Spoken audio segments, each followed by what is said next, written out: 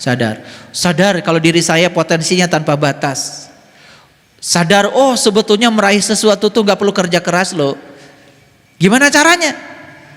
Kesadaranmu. Kesadaranmu. Gunakan kekuatan positif yang ada pada dirimu. Banyak gak orang yang untuk meraih sesuatu itu harus bekerja keras? Banyak? Itu karena dia kerja pakai otot. Ada gak orang yang kerjanya pakai otak? Itu juga kerja cerdas, tetapi hasilnya masih pas. Ada kerja yang hasilnya tanpa batas. Apa itu? Kerja pakai kesadaran. Itu namanya kerja ikhlas. Makanya kalau hasilnya ingin tanpa batas, kerjanya harus kerja ikhlas. Gimana cara kerja ikhlas? Itu belajar. Belajar menemukan diri sejati dulu. Sebelum kita menemukan siapa diri kita, ikhlas itu masih jauh. Masih transaksional. Betul nggak? Lihat tuh, sekarang banyak sekali berita tentang ya bersedekah yang tadinya ingin dapat banyak malah jadi zong. Kenapa? Dari awal niatnya udah nggak benar. Dan diajarkan supaya niatnya juga nggak benar, transaksional. Sesungguhnya awal agama itu adalah makrifatullah, mengenal Allah. Makanya aneh sekali, sholat tahajud supaya dapat pahala, sholat duha supaya dapat pahala. Lagian ada lagi yang bagi-bagi pahala di mana-mana ya. Baca Quran 1 huruf dapat pahala. Udah gitu nggak ngerti lagi yang dibaca. Pahala itu bukan nanti di akhirat. Kalau kalian baca Quran hari ini ngerti yang dibaca, pahalanya sekarang diberikan. Apa? Pengertian yang kalian dapat dari yang kalian baca, itu pahala. Pahala itu ganjaran, dan ganjaran itu tidak pernah ditunda. Coba baca Bismillahirrahmanirrahim. Artinya atas nama Allah yang Maha Pengasih dan Maha Penyayang. Oh, setiap aku datang ke semesta ini diutus oleh Allah. Setiap aku diutus ke semesta, berarti aku harus menjadi kepanjangan tangan Allah. Tugasku di semesta adalah menyampaikan cinta kasih Allah kepada mereka yang butuh pertolongan. Itulah tugasku di semesta. Bacanya cuma Bismillahirrahmanirrahim, gak dilanjutkan, gak 30 juz, tidak one day one juz, 1 saja yang dibaca, tapi menjelma dalam diri. Aku adalah kepanjangan tangan Allah. Aku datang ke dunia untuk menolong orang-orang yang butuh pertolonganku. Cuma Bismillah yang dia baca. Karena dia sadar dengan kalimat Bismillah atas nama Allah, kemana-mana menyampaikan cinta kasih Allah. Bagus gak orang kayak gitu? Bagus gak? Coba bandingkan dengan orang yang baca one day one juz, Bismillahirrahmanirrahim aja gak ngerti.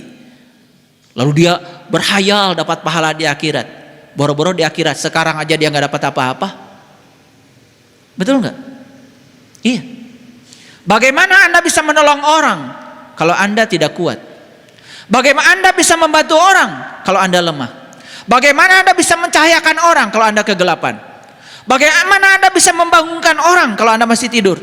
Bagaimana Anda bisa mengingatkan orang yang lupa kalau Anda pun masih mabuk? Bagaimana Anda bisa mengantarkan orang lain untuk berani kalau Anda pun masih penakut? Takut menghadapi kehidupan, takut menghadapi kematian karena Anda tidak tahu jati diri Anda yang sebenarnya. Hidup macam apa yang seperti itu? Hanya menunggu waktu untuk mati, tidak ada artinya. Itulah kita pentingnya mengalami hari kelahiran yang kedua, hari kebangkitan. Hari kebangkitan itu bukan nanti setelah kiamat. Hari kebangkitan itu sekarang, di sini, saat ini, sekarang. Ayo bangkit. Bangkit dari ketidaksadaran. Jadilah orang-orang yang sadar.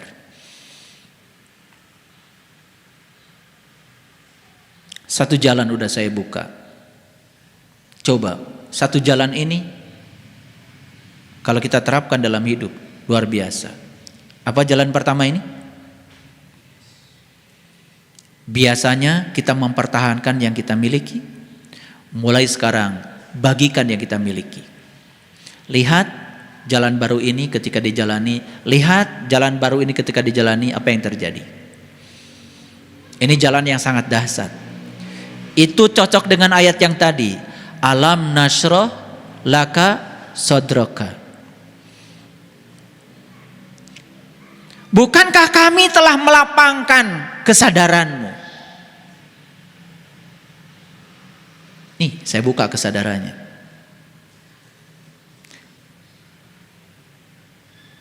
Sekarang saya tanya, tahu kalau Allah Maha Kaya? Tahu?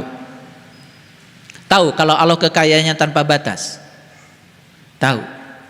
Allah yang Maha Kaya tahu nggak kalau Dia bersama kita? Tahu? Allah yang Maha Kaya tidak pernah meninggalkan kita. Tahu? Tahu?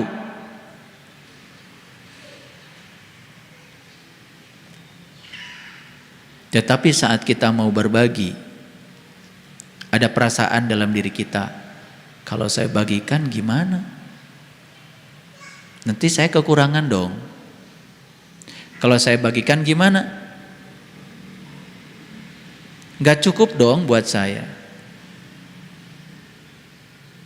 Berlawanan? Berlawanan? Jadi keyakinan yang semacam itu yang ada di mulut kita mengatakan tadi, saya tahu Allah Maha Kaya, saya tahu Allah yang Maha Kaya bersama saya tahu Allah Maha Kaya meliputi saya, tetapi giliran berbuat berbeda dengan keyakinan. Sebenarnya kalian tuh tidak berkeyakinan apa-apa. Itu keyakinan yang bohong, gak ada artinya. Kenapa bilang Allah Maha Kaya tetapi kekayaan Allah dibatasi oleh pikiran kita? Betul? Makanya betul kata Sujiwo Tejo, menghina Tuhan itu gak usah menginjak-injak kitab sucinya. Ragu saja akan hari esok, Anda sudah menghina Tuhan. Jadi buat apa kalian baca Asmaul Husna yang 99 itu setiap pengajian? Buat apa? Makanya di pengajian ini gak ada baca Asmaul Husna 99. Gak ada. Gak ada. Buat apa dibaca? Amalkan saja. Ar-Rahman, Ar-Rahim, Al-Malik, Al-Qudus, As-Salam, Al-Mu'min. Praktekkan dalam hidup. Itu benar tuh Asmaul Husna. Buat apa dihafal 99? Tidak ada tes kok di akhirat hafalan Asmaul Husna. As-Sobur buat apa dihafalkan? Praktekkan jadi orang sabar. Al-Wasi buat apa dihafal? Praktekkan jadi orang yang luas. Al-Latif praktekkan jadilah orang yang lembut. Buat apa baca Al-Latif setiap saat tapi masih keras kepala, masih kasar kata-katanya pada orang lain? Buat apa? Ini baru satu ayat yang pertama. Yang kedua, jalan baru yang kedua. Sering mengeluh kalau orang lain membenci kita? Sering mengeluh kalau orang lain tidak sayang sama kita? Sering mengeluh kalau pasangan hidup tidak peduli pada kita? Sering? Terus aja keluhkan. Terus aja keluhkan. Dagangkan semuanya. Semua yang kalian keluhkan akan datang bertubi-tubi. Kenapa? Karena kalian memaksakan cinta. Memaksa orang lain untuk mencintai kamu. Kenapa tidak dirubah jalan baru? Mulai sekarang aku berhenti memaksakan cinta orang lain kepadaku. Tapi aku akan mulai mengungkapkan cintaku pada setiap orang. Lihat orang-orang yang ingin diberi aja hidupnya. Lihat yang tangannya di bawah, nggak pernah naik ekonominya, gitu-gitu aja. Dan lihat orang-orang yang tangannya di atas, bukan sekedar bahagia dan mulia, rezekinya tanpa batas. Lihat orang-orang yang tidak memantaskan dirinya. Dia cuma memantaskan dirinya sebagai orang yang ingin diberi. Tiap tahun selalu ingin diberi. Tapi lihat orang-orang yang memantaskan dirinya sebagai orang yang memberi. Lihat. Rezekinya luar biasa. Kehidupannya luar biasa. Kalau hanya untuk beli beras 1 kilo aja sudah sulit, ya sudah. Karena Tuhan yang Maha Luas itu dibatasi oleh pikiranmu. Mau ngasih makan tetangga aja mikir. Mau kedatangan tamu aja mikir. Mau kedatangan sobat aja mikir. Cari-cari alasan supaya dia tidak datang ke rumah kita. Kenapa? Takut nyuguhan. Ada nggak orang yang macam gitu? Ngajinya setiap malam Jumat, yasinan nggak berhenti. Pagi-pagi Quran surat Al-Kahfi. Menjelang sore bacanya Quran surat Al-Waqiah. Tapi tengah arti Hidupnya kayak apa? Sempit pikirannya. Sampai duit pun ditaruh di bawah bantal. Takut dicuri, takut ditipu, ya udah, ntar dicuri beneran, ditipu beneran. Semua yang dia kumpulkan hanya habis untuk ditinggalkan. Betul? Ini para sahabat, saya ajak semuanya, cobalah mulai dari sekarang. Saya nanya dulu. Ada nggak orang yang benci sama kita? Ada? Banyak apa sedikit? Oh, banyak. Pernah ditelusuri nggak kenapa orang benci kita? Pernah ditelusuri nggak? Nah, itu nggak pernah ditelusuri. Jangan-jangan sumber kebencian mereka kepada kita sebetulnya adalah kita sendiri. Karena kita nggak pernah mengungkapkan cinta, tidak peduli pada mereka, tidak perhatian pada mereka. Jangan-jangan itu yang membuat mereka benci kepada kita. Makanya Rasulullah mengatakan rumah ahli surga itu sekarang saja dirindukan kok oleh semua orang untuk didatangi. Jadi kalian jangan sok-sokan ngahu ahli surga. Sekarang tinggal tanya aja, kenapa ya kok sobat-sobat saya nggak mau datang ke rumah saya? Saudara-saudara saya pun nggak ada yang mau datang ke rumah saya. Pernah nanya gitu nggak? Coba, ketika saudara tidak datang ke rumah kita, sepi kan rumah kita? Betul nggak? Ini ada orang yang senang tidak didatangi oleh keluarga. Alhamdulillah sekarang. Karena saya pasang bibir kayak bemo, keluarga saya nggak pernah datang lagi ke sini. Apakah bahagia seperti itu? Saya kira dia menderita. Ini saya mau ajak mengamalkan surat An-Nasr. Ayo kita buka sekarang keterbatasan Tuhan. Oke? Mulai sekarang berhenti memaksakan cinta. Belajar mengungkapkan cinta. Coba mulai peduli. Piraku kalau kita peduli pada orang-orang menyakiti kita. Piraku kalau kita peduli pada orang-orang nyakitin kita. Nggak mungkin deh. Hadiah cinta itu cuma satu, cinta itu sendiri. Alam itu tidak pernah salah ya, tidak mungkin ya cinta dibalas dengan kebencian itu sedikit. Kasusnya sangat sedikit. Cinta selalu dibalas dengan cinta. Sekalipun dibalas dengan kebencian, sebenarnya itu cinta juga. Iya, karena lewat kebencian kita dididik untuk menjadi lebih mencintai, bukan? Karena kalau kita mencintai orang yang cinta kepada kita, cinta kita nggak naik. Tetapi kita dituntut untuk mencintai orang yang benci kepada kita, cinta kita jadi naik kelas. Sebenarnya cinta juga kebencian itu, kalau bisa mengolahnya. Makanya energi di semesta ini tidak ada negatif, tidak ada positif. Semua energi itu sebenarnya netral, tergantung kita menggunakannya. Nah, ini harus belajar lagi nih, ya. Makanya kalau belajar agama cuman belajar baca aja, udah habis umur tuh, ya.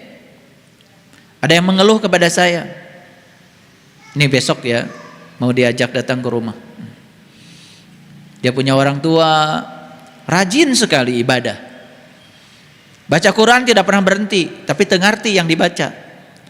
Begitu menjelang tua, dia pikun. Mulai bertanya, kenapa ya kok orang tua saya rajin tahajudnya, rajin sholatnya, rajin baca Qurannya. Ya baca Quran yang Arabnya.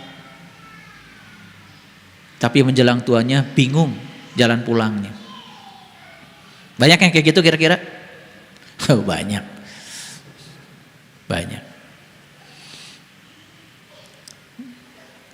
Mengharapkan pahala di akhirat nanti, di dunia aja udah nggak kelihatan pahalanya kayak apa. Itu semua ilusi pikiran. Jadi yang namanya pahala itu bahasa Arab itu dari kata ajrun. Ajrun itu adalah zat, sesuatu yang nyata. Nyata sekarang. Coba berbuat baik pada orang lain, bahagia nggak di dalam? Tuh ganjaran, taeta pahala tuh. Karasa ke orang ayeuna di dunia. Ada orang yang butuh pertolongan, kita tolong, bahagia nggak di dalam? Taeta pahala. Karasa, kapipit, ayeuna ke orang. Tidak usah menunggu nanti. Ada orang minta pertolongan, kemudian kita caci maki. Ada nggak ganjaran dari dalam? Ada. Rasa menyesal, betul nggak? Ya, rasa menyesal, rasa berdosa, pahala bukan itu? Pahala juga itu, pahala keburukan. Ya, makanya belajar agama tuh coba mulai yang nyata deh, jangan yang hayalan terus. Ya, masa nggak capek belajar yang menghayal?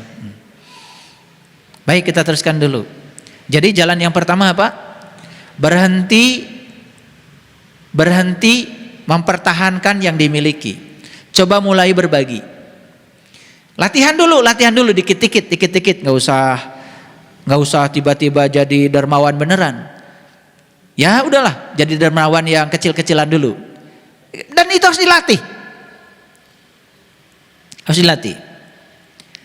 Perhatikan ya, begitu kita punya niat untuk berbagi, hati-hati. Ketika lama melakukannya, sudah direcokin tuh. Yang pertama yang merecokin kita itu adalah ego kita. Yang kedua yang merecokin kita adalah keserakahan kita. Yang ketiga yang merecokin kita adalah rasa takut kekurangan. Dan yang keempat yang merecokin kita adalah takut kehilangan. Ayo, percaya atau tidak? Gini. Niat mau memberi sesuatu pada orang, dilambatin dikit aja. Besok aja.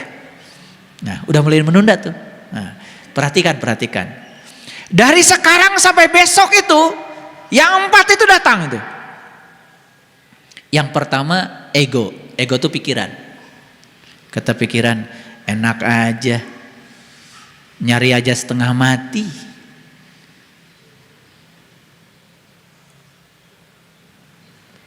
Mendingan dipakai saya. Udah deh. Cukup? Gak cukup. Datang yang kedua apa? Keserakahan. Rasa memiliki, ingin lebih dari yang ada. Muncul itu? Ayo praktekkan. Ini saya bicara pengalaman. Berikutnya yang datang lagi apa? Takut kekurangan. Kalau saya berikan ini gimana saya ya? Mulai itu datang. Dan yang luar biasa itu adalah takut kehilangan yang kita miliki. 4 itu cukup gak untuk menghentikan niat tadi? Cukup? Akhirnya besok jadi memberi. Jadi atuh. Terjadi. Nah, saya kasih tahu. Sudah ada niat baik mau berbagi, mulai direcokin yang 4 tadi. Saya kasih tahu ilmunya. Tarik napas dalam-dalam. Tahan. Buang perlahan. Tarik lagi napas dalam-dalam. Tahan. Buang perlahan. Tarik lagi napas dalam-dalam. Sambil meminta, aku hadirkan energi ilahi tanpa batas ke dalam diriku. Respon kita akan berubah. Perhatikan saya, respon kita akan berubah. Timbul satu kesadaran. Entah apa kesadaran itu. Yang jelas kesadaran itu respon yang berubah dari yang 4 tadi. Kita mulai memiliki kekuatan untuk memberi lagi. Dan buru-buru lakukan. Jangan ditunda lagi. Itu. Ya.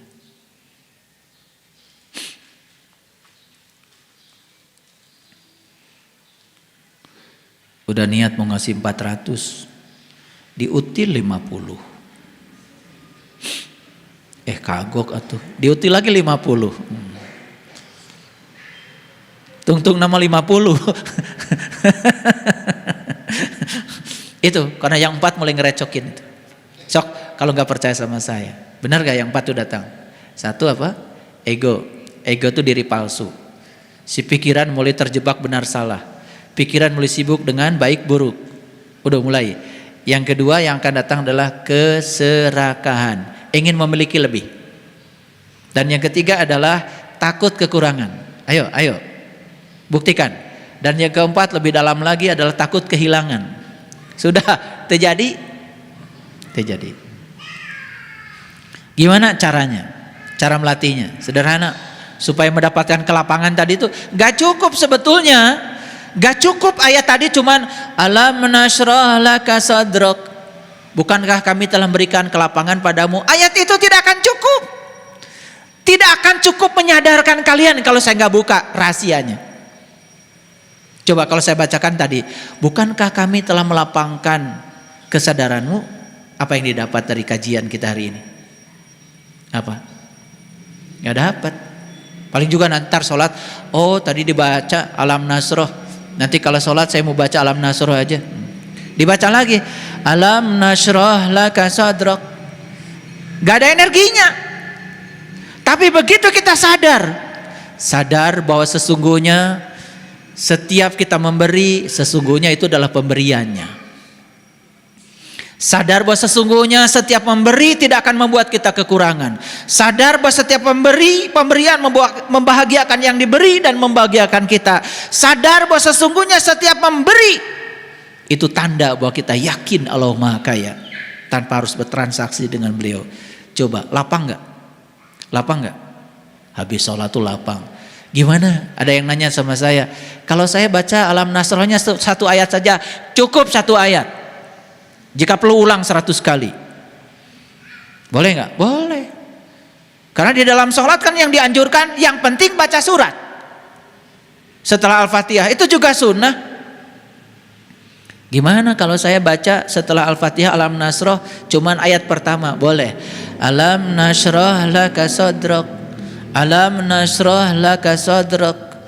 Alam nasroh laka sadrak. Cerik tak? Nangis ketika sholat. Kalimat pertama mungkin belum menghunjam. Kalimat kedua tambah menghunjam. Kalimat ketiga tambah menghunjam. Bukankah kami telah melapangkan untukmu kesadaranmu? Kok kamu gak sadar-sadar sih? Bukankah aku yang ada dalam dirimu adalah sumber kesadaranmu? Tapi kenapa kamu gak sadar? Bukankah aku yang ada pada dirimu adalah kesadaran murni yang aku tiupkan ke dalam dirimu? Kok kamu gak sadar? Boleh baca 1000 kali? Boleh. Coba aja. Kalau ada yang bilang, wah itu bid'ah, gak ngerti. Gak ngerti. Daripada tuntas gak dapat apa-apa. Itu. Satu, untuk melapangkan kesadaran itu apa tadi? Berbagi. Dua, mengungkapkan cinta. Latihannya apa? Latihannya sederhana. Latihan menyayangi, latihan menghargai, latihan menyayangi terus latihan, harus latihan. Yang kedua latihannya apa? Tadi menyayangi, menghargai, belajar coba, belajar. Yang kedua latihannya apa?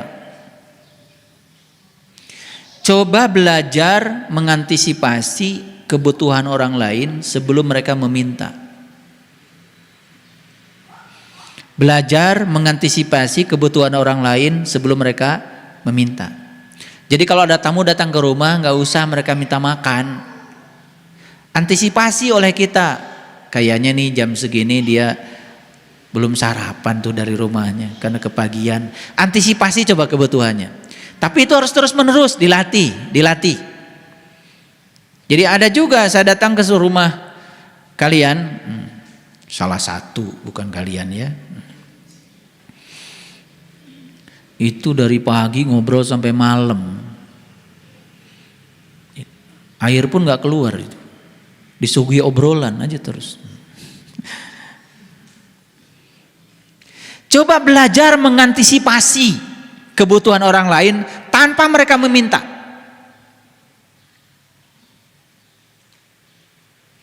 Jadi kalau orang itu mau pulang jangan ditanya gado ongkos te, jangan. Rek mere mah mere we. Dan nanti kalau ditanya punya ongkos apa tidak, jangan-jangan dia cuman sebetulnya nggak punya ongkos, cuman nggak enak mau ngomong nggak punya. Bisa jadi ada orang begitu. Nanti nyesel loh ketika ketemu di jalan, kita naik mobil dia lagi jalan, aduh tadi kenapa ditanya. Begitu dia lagi jalan udah jauh, kita turun dari rumah pakai mobil, duh dia baru sampai sini, ternyata nggak punya ongkos. Nyesel nggak pasti? itu akan disiksa perasaan kita dari dalam. Aduh, nah ditanya. Kan ada orang yang yang berperasaan seperti itu. Di bumi gaduh beas ente, jangan. Rek mere beas mah mere we. Ngerti enggak? Jadi kalau mau ngasih mobil sama saya nggak usah tanya. Kalian mau ngasih mobil aja nanya dulu sama saya. Mobil ayah guru apa ya? Nggak usah.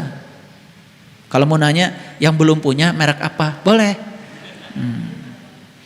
Jadi kalau mau ngasih jangan pakai nanya, nggak usah. Ngasih aja. Jadi kalau mau ngasih sarapan pagi nggak usah ditanya atau sarapan tacan, nggak usah. Siapkan aja sarapannya. Dami singgah sarapan kupat tahu ge sok di suguhan lengkung raos mah ada kul deui. Nggak apa-apa tuh kan kebahagiaan. Itu. Inilah saya kasih tahu lah. Jangan banyak basa-basi kalau ingin berbagi. Ya, banyak basa-basi itu ujungnya jadi basi. Nah, kalau hati sudah mengatakan bantu, ada dorongan dari dalam, jangan dilarang. Itu pasti keberkahan itu. Jadi kalau hati bilang, udah ada dorongan, bantu, kasih. Dan itu dorongan bukan dari sini lagi, dari sini, aduh itu mah udah jelas berkah. Dan kalau kalian gak melakukan itu, kalian sedang menunda keberkahan Tuhan. Jadi ternyata Allah itu ya mau ngasih sesuatu juga ada trik-triknya itu. Coba dulu kata Allah didatangkan orang ke rumah kita. Kemudian ada dorongan dari sini, sudah dorongan dari Allah sebetulnya, tapi kita tidak melakukan. Geus we cek Allah teh. Sakitu we rezekina. Paham? Paham apa tidak? Oke, baik. Sekarang kita lanjut dulu deh ayat yang kedua. Karena komputernya mati. Jadi silakan lihat HP aja. Baru ayat pertama kan? Alam nasroh laka sadro. Ulangi lagi artinya apa? Bukankah kami telah melapangkan kesadaranmu? Sudah sekarang dilapangkan? Sudah nggak dilapangkan? Ini sedang dilapangkan, ini sedang dilapangkan, kesadaranmu sedang dilapangkan. Sudah bilang. Sudah. Jadi keluar dari sini, tolong kelapangan dada ini jangan disempitkan lagi. Karena sekarang sudah dilapangkan. Sudah dikasih pengertian. Ya. Tadi pagi saya nulis satu artikel, udah baca belum di WA Group? Ya. Tentang menyerahkan apa yang ada. Sebenarnya intinya apa? Hidup bukan dengan apa yang seharusnya, tapi hidup dengan apa yang ada. Itu udah saya sampaikan. Itu juga bisa meluaskan. Yang keempat, cobalah kalau kita sekarang ini sudah mengalami rutinitas.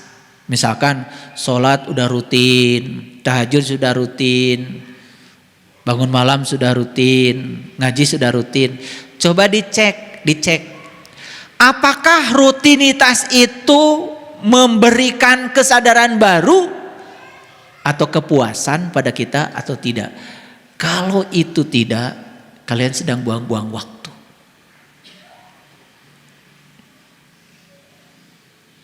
Ya.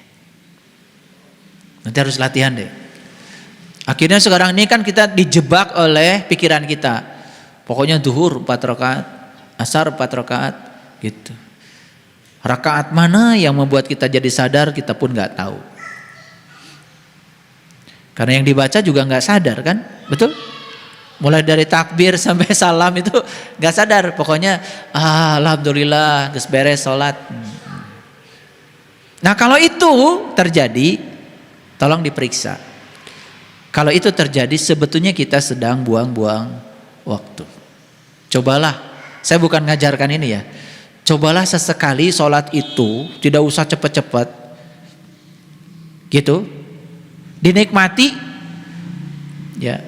Walaupun mungkin dari 4 rakaat itu sholat duhur yang dinikmati 1 rakaat itu lebih bagus dari 4-4-nya tidak dinikmati. Dinikmati mulai baca takbirnya dinikmati. Akbarnya Allah tuh karasa. Waktu baca doa iftitah tuh terasa. Inni wajjahtu wajhiya lilladzi karasa. Menghadapkan wajah batin kepada Allahnya itu terasa. Syukur-syukur kalau udah bisa. Bukan terasa lagi nyata. Wajah Allah nanti aya payuneun. Wah, keren eta mah tuh. Waktu bilang inna sholati wa nusuki wa mahyaya wa mamati lillahi rabbil alamin la syarikalah wa bidzalika umirtu wa bidzalika umirtu wa bidzalika umirtu wa ana awwalul muslimin. Bergetar tuh seluruh sel dalam tubuh. Bagaimana kalau tidak satu rakaat, saya hanya ingin fokus aja di doa iftitah, itu bagus daripada tidak sama sekali. Rek domen teh doa iftitah nawe. Allahu akbar. Allahu akbar kabira. Walhamdulillahi katsira. Wa subhanallahi bukratan wa asila.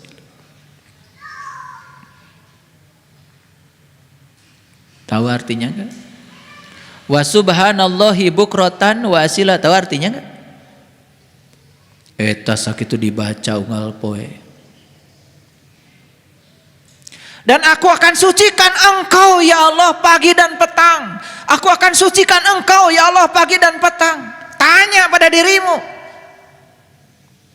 apakah engkau sudah mensucikan Allah pagi dan petang?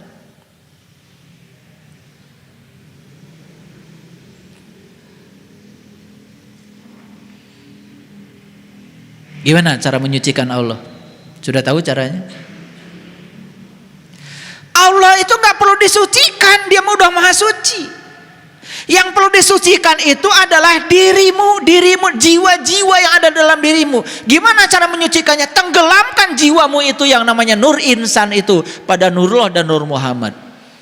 Makanya harus tahu cara meniti ke dalam diri, minimal pagi dan petang. Jadi tidak mungkin piring bisa disucikan kalau tidak ditenggelamkan dalam air.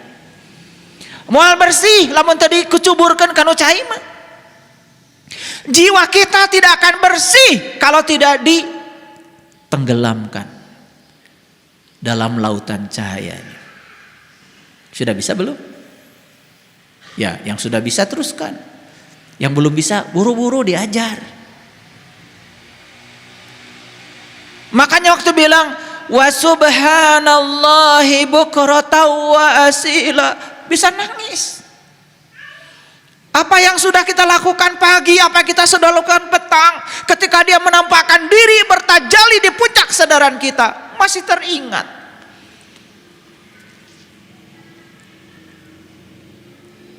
Itu baru sampai situ aja udah nangis. Baru Allahu akbar kabira walhamdulillahi katsira wa subhanallahi bukratan wa asila. Aduh, itu aja udah berat. Apalagi kalimat berikutnya, inni wajjahtu wajhiya lilladzi fataras samawati wal hanifa wa ma ana minal musyrikin. Aduh, itu pengakuan yang luar biasa. Sesungguhnya aku bukan orang-orang yang musyrik lagi ya Allah. Aku tidak menduakan engkau lagi ya Allah.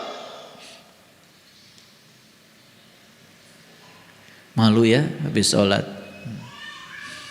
Masih mencemaskan rezeki. Masih mengkhawatirkan hari esok.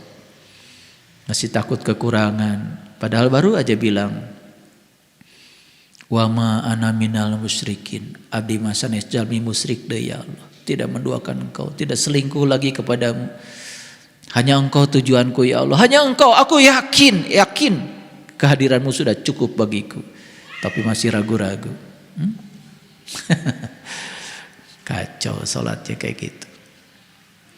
Tambah lagi, lebih kacau lagi. Bilangnya inna sholati wa nusuki wa mahyaya wa mamati lillahi rabbil alamin la syarikalah wa bidzalika umirtu. Kenceng banget. Aku siap menerima apapun perintahmu ya Allah.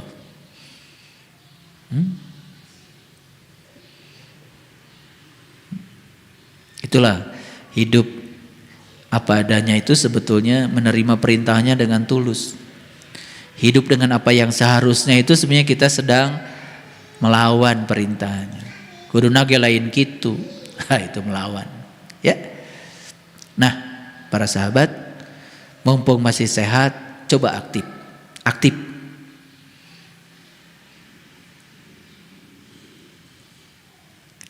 Karena nanti begitu kita sudah tidak seperti sekarang lagi, kepasipan itu akan membuat kita semakin cepat untuk menua.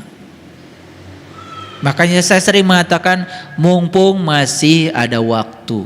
Mumpung masih ada waktu. Karena Nabi Muhammad mengajarkan, jagalah mudamu sebelum datang masa tuamu. Kan gitu. Jadi artinya bukan terus harus muda, bukan. Tetapi maksudnya ya jagalah mudamu sebelum datang masa tuamu itu, mumpung masih bisa melakukan sesuatu, lakukanlah sekarang. Mumpung masih diberi kesempatan untuk bisa nembah jati pagi petang, lakukanlah sekarang. Mumpung masih ada waktu. Mumpung masih sehat. Kan jagalah sehatmu sebelum datang masa sakitmu. Jagalah masa kuatmu sebelum datang masa lemahmu. Jagalah hidupmu sebelum datang masa matimu. Keren banget itu pepatah Rasul itu.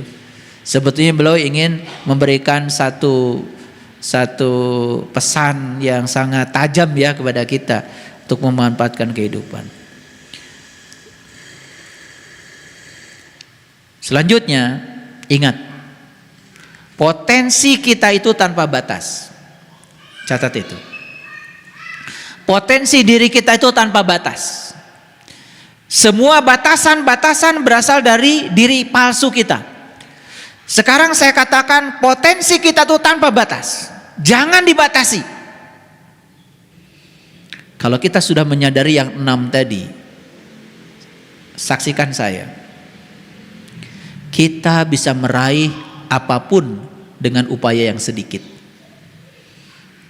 Kita bisa meraih apapun dengan upaya yang sedikit. Tidak usah kerja keras. Jadi mohon maaf, ada orang yang untuk makan saja sehari perlu kerja keras. Itu ada yang salah. Orang yang sudah berada di kesadaran ini menjalankan yang 6 tadi. 1, berbagi. 2, mengungkapkan cinta. 3, bisa menerima yang ada. Yang keempat, bisa mendapatkan pemuasan dalam hidup, bukan sekedar rutinitas. Yang kelima, kesehatan dia itu digunakan untuk aktif. Yang keenam, dia sadar dengan potensi yang tanpa batas pada dirinya. Maka dia akan dapat yang ketujuh. Apa itu? Yang ketujuh adalah dia akan meraih apapun yang diinginkannya tanpa harus bekerja keras. Bisa. Bisa, sangat bisa. Baik, kita lanjutkan. Baru ayat yang pertama, alam nasroh laka sodrok. Sudah diluaskan sekarang kesadaranmu? Sudah sadar sekarang? Sadar kalau diri saya potensinya tanpa batas. Sadar, sebetulnya meraih sesuatu tuh gak perlu kerja keras loh. Gimana caranya? Kesadaranmu. Gunakan kekuatan positif yang ada pada dirimu. Banyak gak orang yang untuk meraih sesuatu itu harus bekerja keras? Banyak? Itu karena dia kerja pakai otot. Ada gak orang yang kerjanya pakai otak? Itu juga kerja cerdas, tetapi hasilnya masih pas. Ada kerja yang hasilnya tanpa batas. Apa itu? Kerja pakai kesadaran. Itu namanya kerja ikhlas.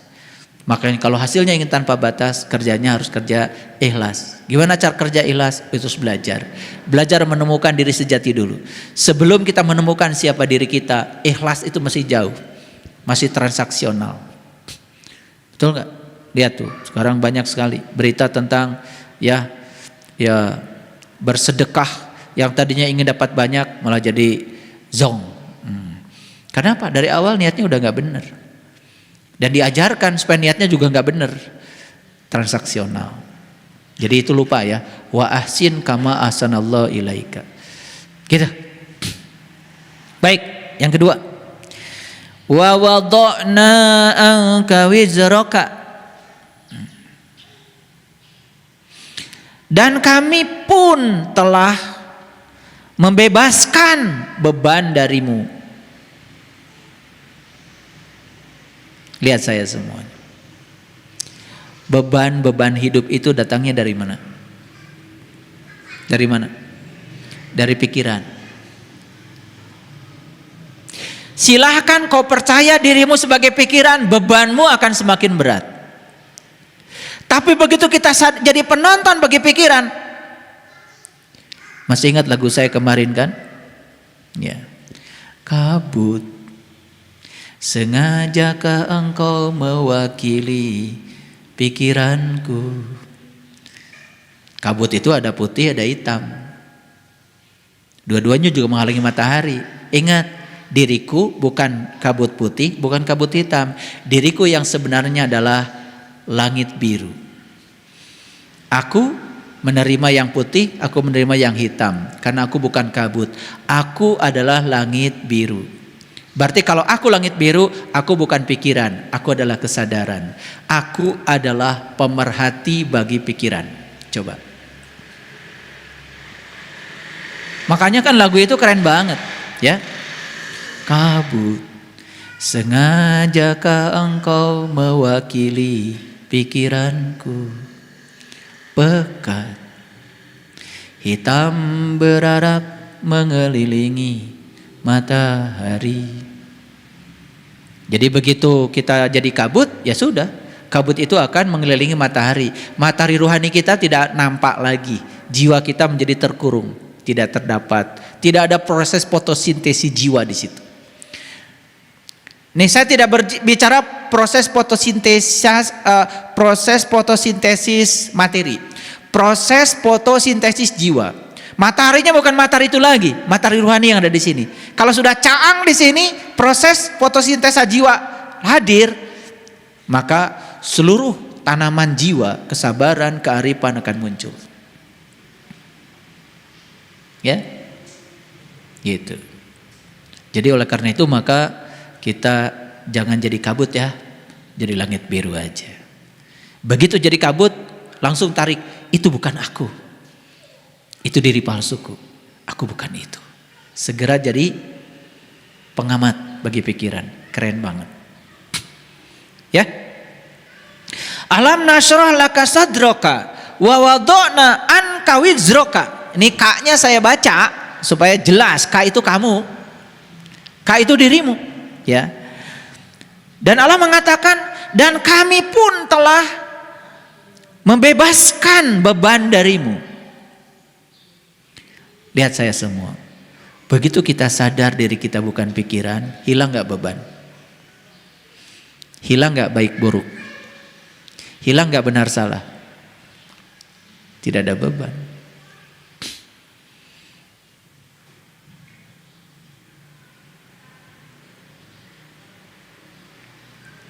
Jadi sekarang saya ulangi lagi, beban berasal dari apa? Dari diri yang mengidentifikasi diri sebagai pikiran.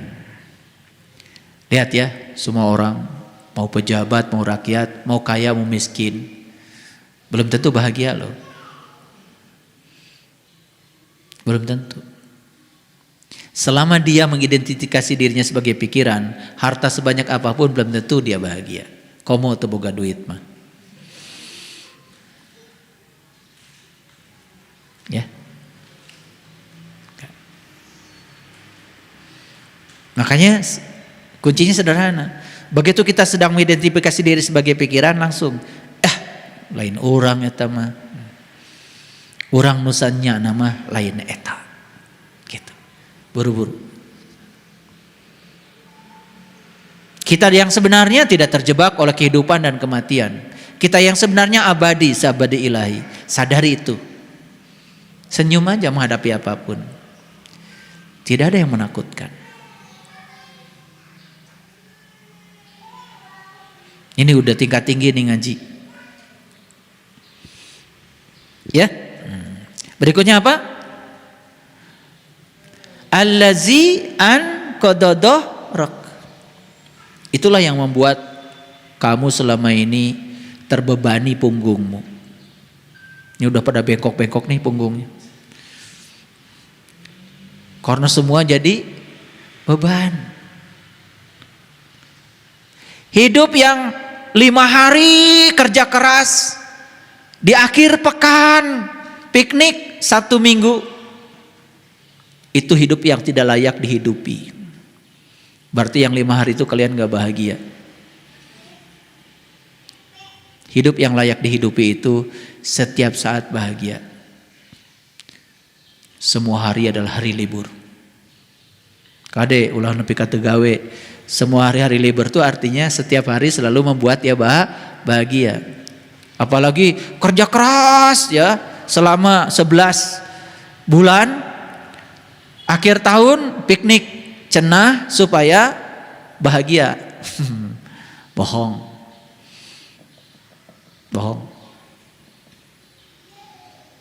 Piknik mah piknik we iraha wae. Dan terkedah jauh piknik mah. Ke Jelekong aja piknik tuh.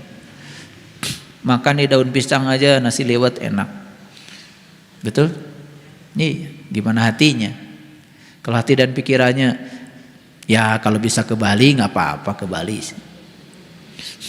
Kalau bisa jalan-jalan ke Jepang ya nggak apa-apa. Ya, saya doakan ya. Tong di Jelekong wae. Ya. Kemudian Allah mengatakan wa rafa'na laka dzikraka. Apa artinya? Dan sesungguhnya aku sudah meninggikan ingatanmu. Nah, ingatan yang ditinggikan oleh Allah itu adalah ingatan yang melampaui ingatan, pikiran yang melampaui pikiran, kecerdasan yang melampaui kecerdasan. Itulah kesadaran. Kalau baca di sini ya, terjemahan yang ada, wa rafa'na laka dzikraka, apa artinya katanya? Dan kami tinggikan sebutan namamu bagimu.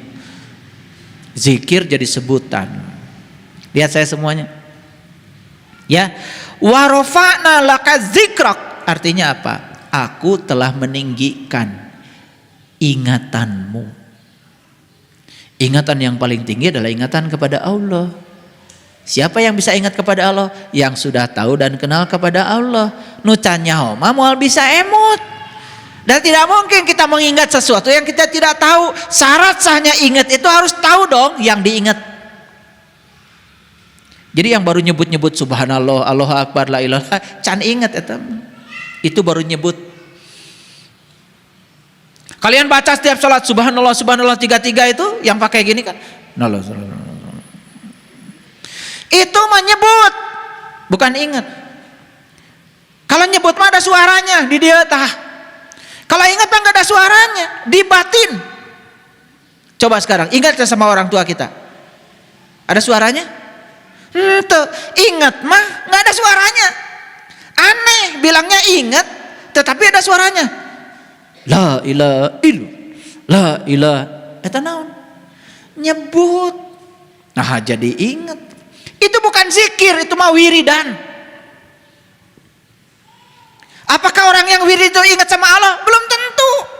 Dan nu ingat mata ribut. Wa rafa'na laka dzikrok. Aku rafa, aku angkat ingatanmu, aku tinggikan ingatanmu. Jadi orang yang sudah ditinggikan ingatannya oleh Allah, sudah bukan pikiran lagi, bukan tubuh lagi. Dia sudah menjadi kesadaran tertinggi. Disebutnya juga kesadaran murni. Nama tak bernama, rasa tanpa rasa, wajah tak berwajah, kata tanpa suara. Saya mau nanya, pintar gak kalian bisa jawab apa tidak? Allah itu diam atau berbicara? Ari Allah teh diam atau berbicara? Ya. Allah tuh menyebut dirinya juga al-mutakaliman, yang maha berbicara.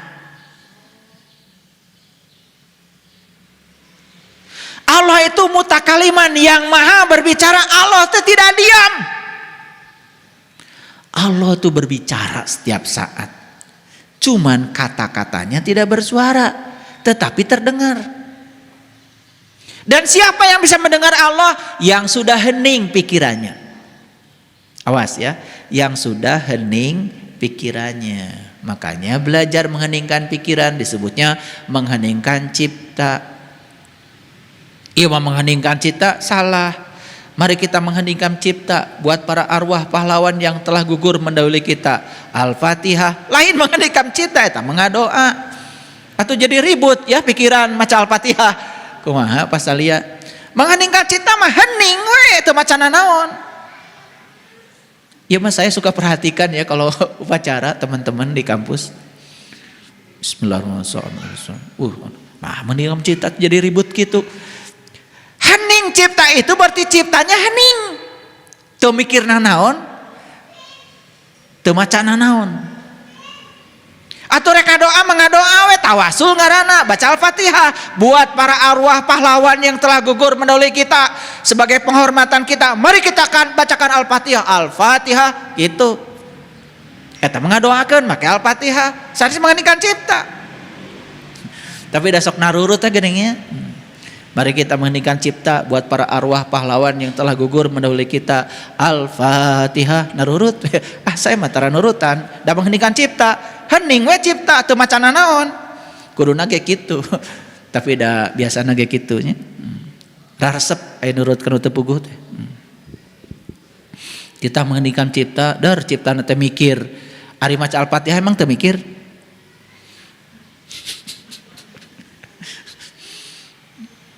Ya, banyak dagelannya di dunia ini, luar biasa.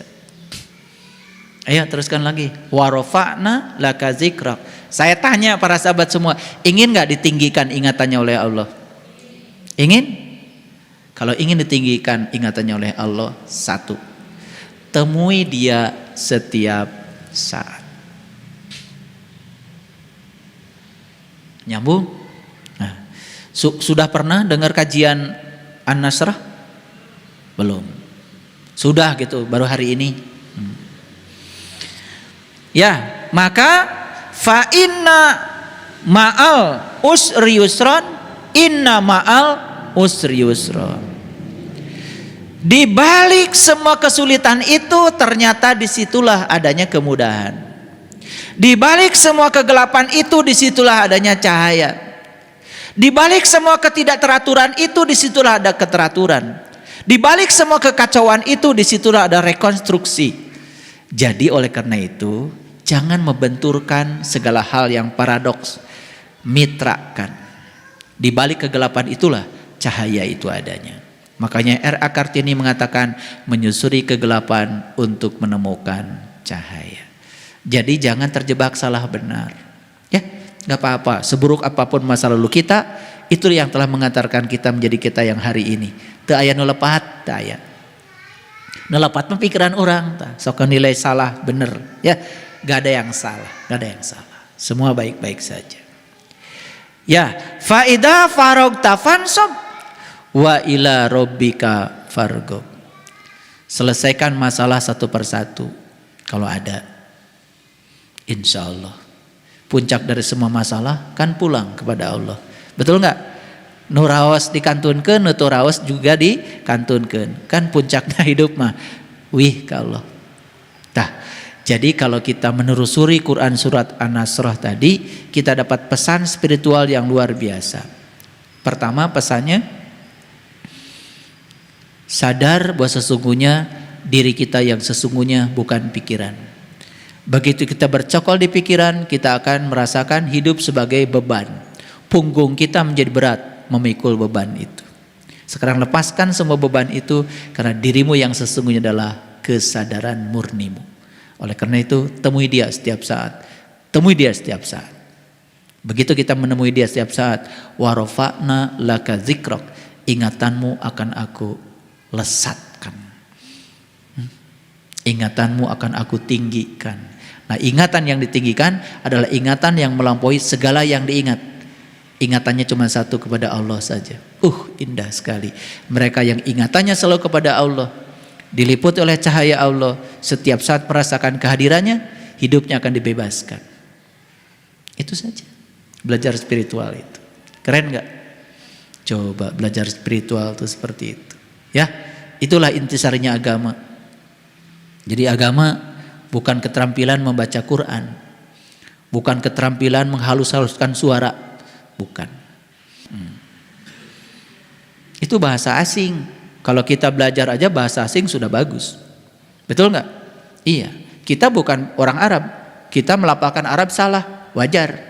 Orang Arab juga dititah ngomong, sok orang Arab sana ngomong 3 jebur, heseun.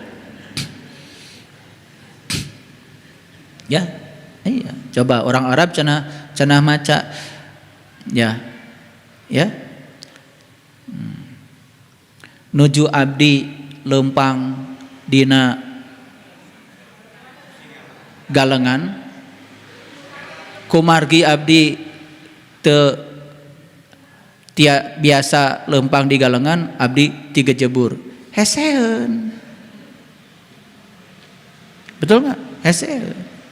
Jadi kalau ada orang lain belajar bahasa kita salah, wajar. Kita juga belajar bahasa orang lain salah, wajar. Jangan percaya yang nakut-nakutin. Salah bacana, asup neraka. Tong percaya. Saya tak ada encan pernah kaditu. Jadi oleh karena itu maka belajar agama itu harus pakai akal. Ya. Ayo semangat terus. Yang belum bisa baca Quran nggak apa-apa. Mau latihan dulu baca Quran dari awal, tapi jangan takut salah, ya. Itu. Jadi nggak usah pusinglah dengan yang begitu. Justru pusing mah kalau kita hari ini belum tahu jalan pulang untuk mati. Dah maut mau ditanya, keyakinan apa? Keyakinan Anda apa? Agama Anda nggak mau ditaros. Yang akan ditanya saat mati mah kebaikan Anda apa? Bukan keyakinan. Komo dites baca Quran, mata ya bu. Saya ya man robuka mah bukan pertanyaan di kuburan itu, taya kuburan teh singkat jawab ayeuna. Man robuka saha Gusti anjeun teh, jawab ayeuna. Wa man kana fi hadi a'ma wa huwa fil akhirati a'ma wa adul sabila. Sing saha anu tepang jeung Allah di dunia, moal tepang jeung Allah di akhirat, jalannya lebih sesat. Kan gitu Quran lagi. Barang siapa yang tidak melihat di dunia, tidak akan melihat di akhirat, dan jalannya lebih sesat. Quran. Betul? Gitu. Udah ngerti sekarang Alam Nasrah? Sok baca nanti di rumah. Alam nasrah laka sadrak. Hup, liren heula. Benar orang teh geus sadar. Benar, geus luas kesadaranana. Betul enggak? Tanya dirina. Can kajawab, baca deui balikan deui. Alam nasrah laka sadrak. Can kajawab, baca deui. Alam nasrah laka sadrak. Kengeng teu ayat pertama unggul 100 kali menang. Daripada tuntas sampai ke ayat 8 tapi teu ngartina naon. Paham? Tuh, boleh. Ya, tidak melanggar syariat kok. Karena fikihnya mengatakan yang penting setiap selesai baca Al-Fatihah disunatkan membaca ayat. Ya toh, ayat yang mana saja boleh dipilih. Coba sholat di Arab, kadang-kadang surat Al-Baqarah diambil ayat ini dicuplik aja tengahnya, nggak masalah. Betul nggak? Gitu. Kadang-kadang di sana sholat isya, sholat maghrib cuma ayat kursi aja. Allahu la ilaha illa huwal hayyul qayyum la ta'khudhuhu sinnatu wa la naum lahu ma fis samawati wa ma fil ard man dzalladzi yashfa'u indahu illa bi'idznih. Allahu akbar. Cuma gitu aja. Enggak apa-apa. Mau satu surat, mau satu ayat boleh. Bulan Ramadan surat Al-Baqarah dibaca satu surat, satu rakaat. Ya kan?